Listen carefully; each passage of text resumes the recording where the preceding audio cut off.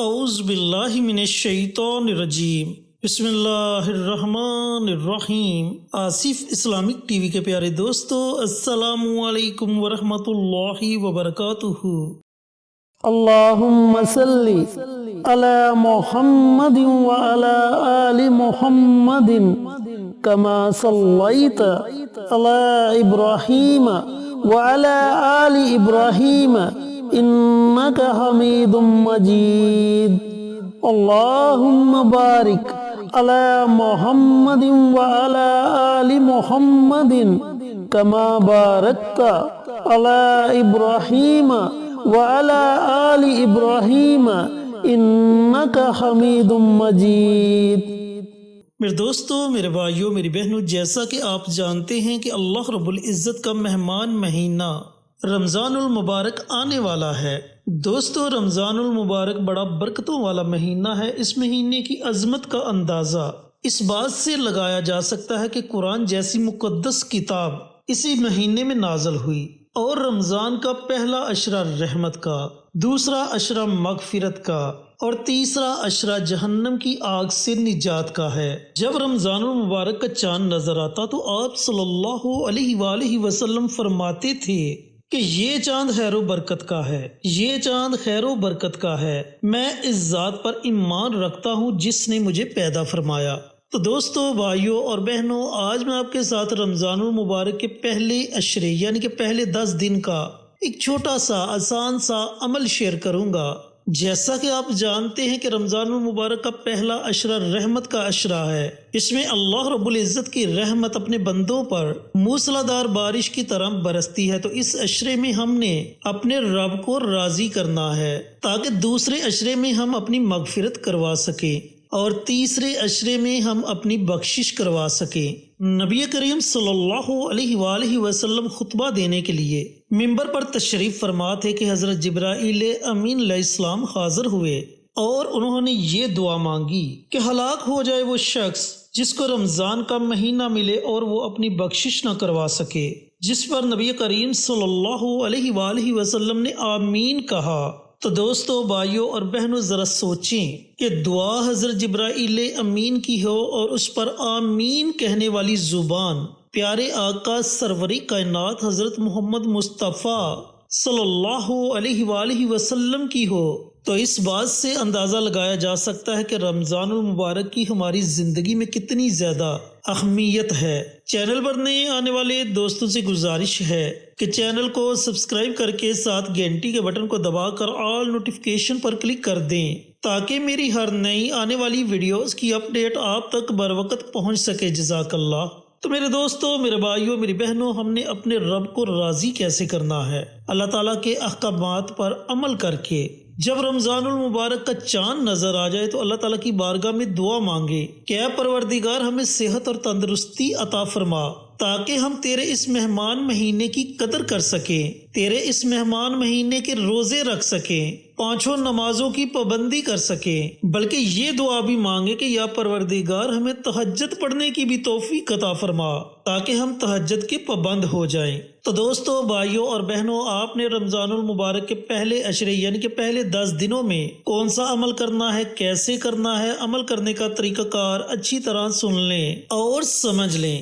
آپ نے رمضان المبارک کے پہلے عشرے میں روزانہ 3 دعاؤں کو پڑھنا ہے۔ اب وہ کون سی 3 دعائیں ہیں؟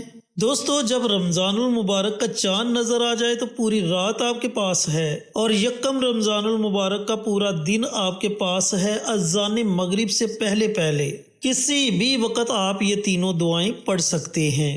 تینوں دعائیں پڑھنے سے پہلے آپ نے نبی کریم صلی اللہ علیہ وآلہ وسلم کی ذات اقدس پر درود و سلام کا نذرانہ پیش کرنا ہے۔ درود پاک 1 مرتبہ پڑھیں یا 3 مرتبہ پڑھیں، یہ آپ کی اپنی مرضی ہے۔ اس کے بعد آپ نے سب سے پہلی دعا استغفار کی دعا پڑھنی ہے۔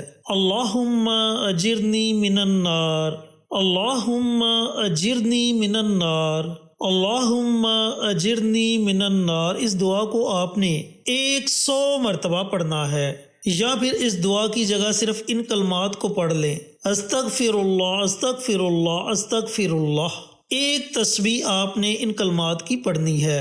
یہ دعا اللہ کو بڑی پسند ہے، ایک تو رمضان المبارک کا مہینہ اور رمضان المبارک کا پہلا عشرہ جو کہ رحمت والا عشرہ ہے، اس میں اللہ کی رحمت موسلا دار بارش کی طرح برستی ہے، اور ویسے بھی رمضان المبارک میں ہر نیکی کا اجر 70 گنا بڑھا دیا جاتا ہے، تو آپ کی دعا کی طاقت بھی بڑھ جائے گی۔ جو دوسری دعا آپ نے پڑھنی ہے وہ بھی بڑے مبارک کلمات ہیں، لا حول ولا قوۃ الا باللہ، لا حول ولا قوۃ الا باللہ۔ ان کلمات کے بارے میں نبی کریم صلی اللہ علیہ وآلہ وسلم کا فرمان عالی شان ہے کہ یہ جنت کے خزانوں میں سے ایک خزانہ ہے۔ تو ان کلمات کی بھی آپ نے ایک تسبیح پڑھنی ہے، یعنی کہ ان کلمات کو بھی آپ نے 100 مرتبہ پڑھنا ہے۔ یہ آپ نے دوسری دعا پڑھنی ہے۔ جو تیسری دعا آپ نے پڑھنی ہے وہ بھی بڑے مبارک کلمات ہیں، حسبنا اللہ و نعم الوکیل۔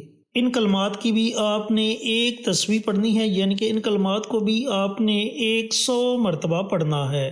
جب آپ یہ تینوں تسبیحات پڑھ لیں، یعنی کہ ان تینوں دعاؤں کی ایک ایک تسبیح پڑھ لیں، تو آخر میں آپ نے پھر نبی کریم صلی اللہ علیہ وآلہ وسلم کی ذات اقدس پر درود و سلام کا نذرانہ پیش کرنا ہے اور اللہ رب العزت کی بارگاہ میں خصوصی دعا مانگنی ہے۔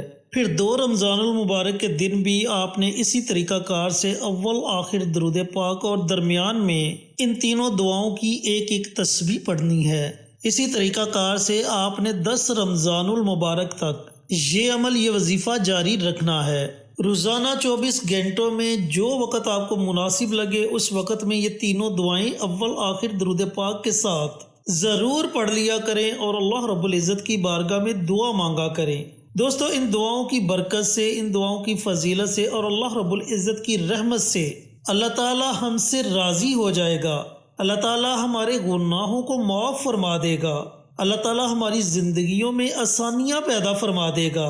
اللہ تعالیٰ رزق کی تنگی کو دور فرما دے گا، اولاد کو نیک اور فرما بردار بنا دے گا، اور جو بھی دلی مرادیں ہوں گی، خواہشات ہوں گی، اللہ تعالیٰ انہیں اپنی رحمت سے پورا فرما دے گا۔ تو دوستو، بھائیوں اور بہنوں، اللہ تعالیٰ نے یہ موقع عطا کیا ہے، اس موقع کو آپ نے ہرگز ضائع نہیں کرنا۔ جان بوجھ کر آپ نے روزہ نہیں چھوڑنا، گالی گلوچ نہیں کرنی، وقت گزارنے کے لیے ڈرامے فلمیں نہیں دیکھنی۔ جب ہم ان چیزوں سے پرہیز کریں گے تو اللہ ہم سے ضرور راضی ہو جائے گا اور ہماری تمام پریشانیوں کو اپنی رحمت سے ختم فرما دے گا۔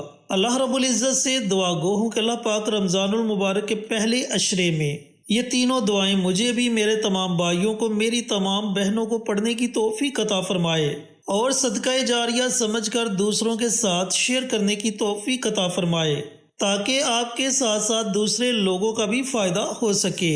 پیارے آقا کی پیاری پیاری سنتوں پر عمل کرنے کی توفیق عطا فرمائے، 5 وقت کا نمازی بنائے، صراط مستقیم پر چلنے کی توفیق عطا فرمائے، آمین۔ انشاءاللہ پھر کسی نئی ویڈیو کے ساتھ اچھے وظائف کے ساتھ آپ کی خدمت میں حاضر ہوں گے۔ تب تک کے لیے اجازت دیں۔